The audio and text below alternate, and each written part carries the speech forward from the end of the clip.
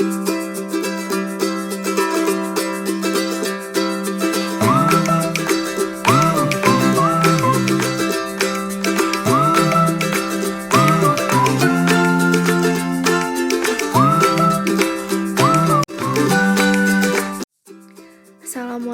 warahmatullahi wabarakatuh. Apa kabar Moms? Hari ini saya akan membagikan tips and trik mendampingi anak belajar di rumah. Sebelum saya membagikan tips and triknya, saya ingin bertanya dulu, apa sih belajar itu?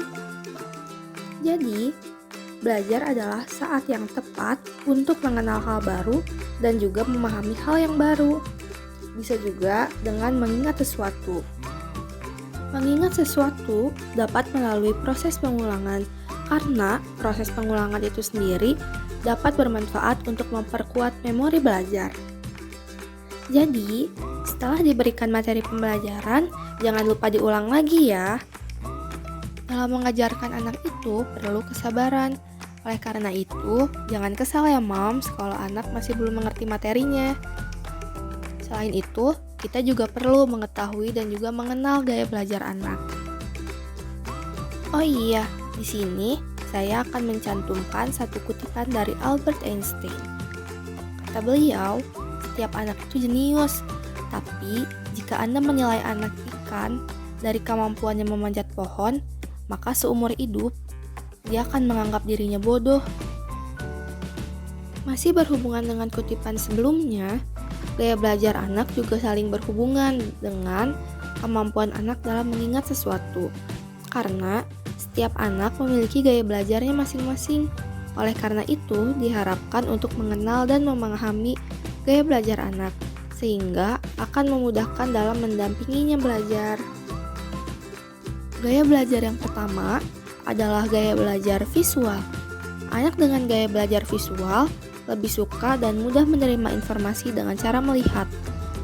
Segala hal yang menarik secara visual akan menjadi fokus dan juga mudah dipahami.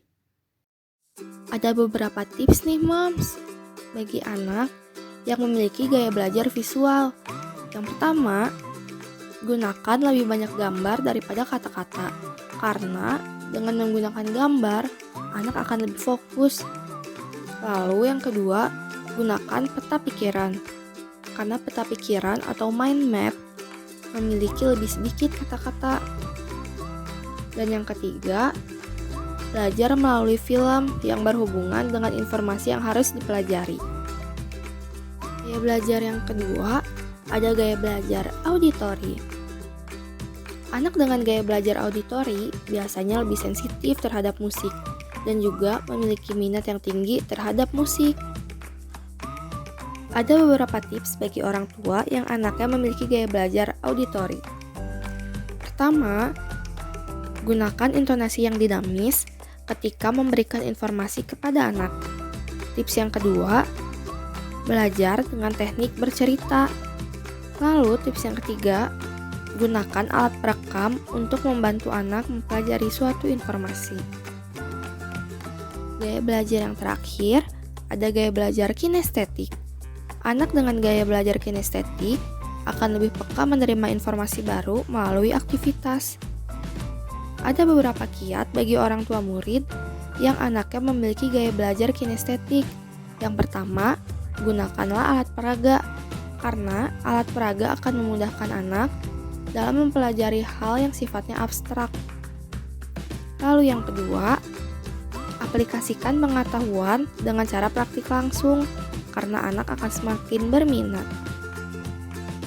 Sekian tips and trik mendampingi anak belajar di rumah. Semoga bermanfaat ya. Terima kasih.